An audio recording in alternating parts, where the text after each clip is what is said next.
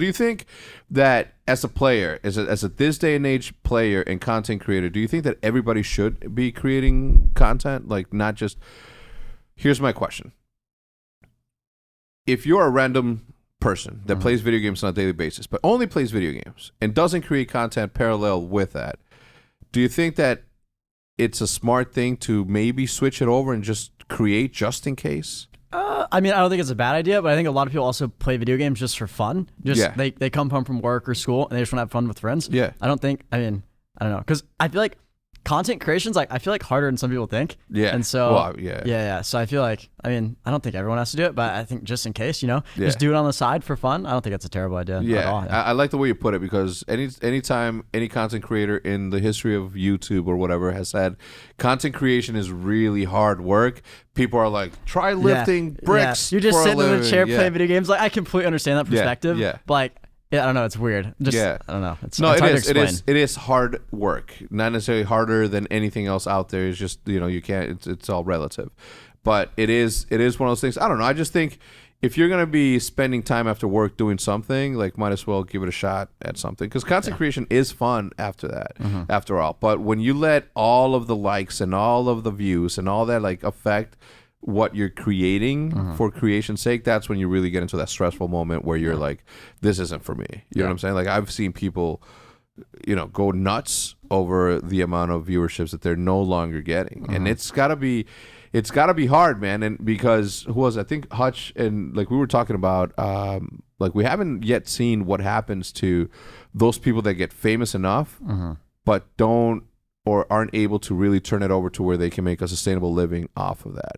Especially the people that live in LA, like, holy shit, like, how do you make a living on that? Now, here's the thing. Imagine getting 500,000 subs on YouTube, right? But for some reason, demonetization happens and you're just not able to do that. But you're famous enough to, no matter what job you get anywhere in the world, you're still going to be recognized, right? And as a content creator that has that sort of gravitas, that sort of attraction to people, and people follow you, that's got to do something to you psychologically, because you see yourself as this famous person, but you have to work a regular job to make ends meet, and everybody that's going there is seeing you doing that. Then they really get a slap of reality, right? That says, it's not all glamour. Yeah, with content creation, you never know how long it's going to last, or like when it's going to stop.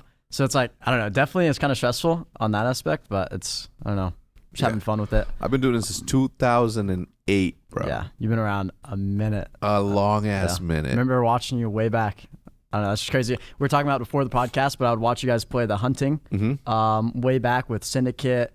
It's like Hunting Optic. Hunting Optic. You guys would play that way back, and I was telling him before, I just moved out to the country, like 12 acres, 30 gigabytes of internet for that. That's all we could do. Satellite internet. Right. And actually before that, I would play COD, and then we moved there. I had Red Bar connection. If I would go on like speedtest.net just to do the ping on there, it was 700 ping. So there was no chance I could play. No. I didn't know what to do. All I did was play video games every day, and then next thing you know, I'm like out in the country. I can't play at all. Were you mad? Oh, I was triggered. I didn't know what to do. And the school that you there was no school that you could go. I guess school don't allow you to play video games. Oh, right? no, not at all. That was dude. But yeah, so I'd watch you guys, and after midnight. Every night you would have unlimited internet, so I would just stay up after midnight.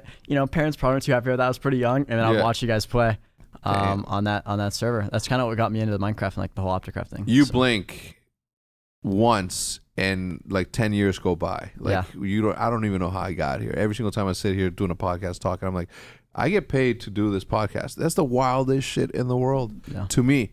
I've been doing this for a very, very long time. And every single day, I'm just mind boggled that I get to this. I was having a meeting with somebody, and I'm a space cadet sometimes. Like my ADHD, which I don't know if that's the thing. All of a sudden, just takes me on this journey. You know, people might be talking. The second that I'm done with a meeting, mentally, I'm done with that meeting. Yeah. And there might be a half hour left, according to them. But I was sitting here and I was looking around, and I'm like, I got 3 couches. Those 3 couches are mine, and they're in a room that is all mine that I created. And that to me is the wildest shit ever. Never in my life did I think that this would be a thing. No, I think about it all the time.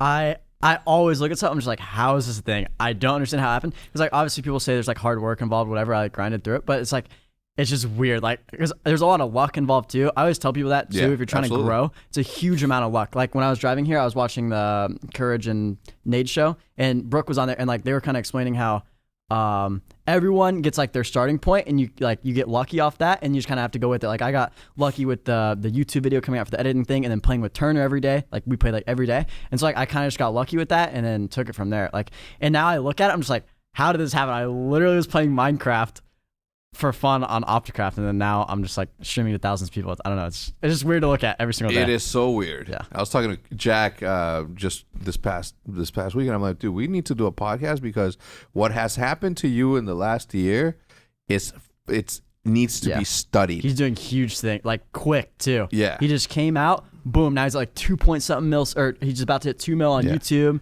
Just signed that deal with YouTube. Like that's wild. Yeah, I mean, look, he started I don't know when he started uploading YouTube, but I've been doing this since 2008, and I still don't have a 1 million gold button plaque. You know what I'm saying? Think about that. That's 10 Hey, I don't years. have one either. It's all right. Yeah, It's all right. no, it's cool that you're laughing at me. No, it's crazy though. But you know, I'm here. I'm not giving up on the fact. You know what I'm saying? Like I don't. It's like, how do I relate this to what? For example, I love fishing. I love bass fishing specifically. There's this thing called the double digit club. You know, not a lot of people have been able to catch a 10-pound bass or above, a 10-pound bass or above. And I've always said that I don't want to catch my first double digit fish until I'm well into my 50s, because at that point it's like, what else do you can chase for a second one and a third one and all that, but it's that one thing that you need to accomplish in order to do something that was that. And getting 1 million subs is like one of my life goals. Like I cannot wait to do that, and we have one there for Optic, but that was a collaborative effort. You know what I'm saying? And yeah, like taking 2 years off doesn't help, and this, that, and the other, but it's something that I'm striving for. You know what I'm saying? And I can't, like, what am I gonna do once I hit 1 million on that? How many are now? 900 and 800, 890. So That's 110. super close. Yeah. I feel like having a goal that you're working towards is like super good. Yeah. Like I feel like that's one thing I struggle with too. I need to set like more goals and push myself to hit those, so that I'm like more motivated for sure. Yeah. And again, like I'm afraid as to what happens once I get there. Like once I accomplish that, and once You're like, what's next? Yeah, like what do I do next? Because I can't stop just doing there. I mean, I can't start a second channel. Like I don't have the time to do that. So I don't know. I think I've been keeping myself busy enough to be able to do something. Let me give.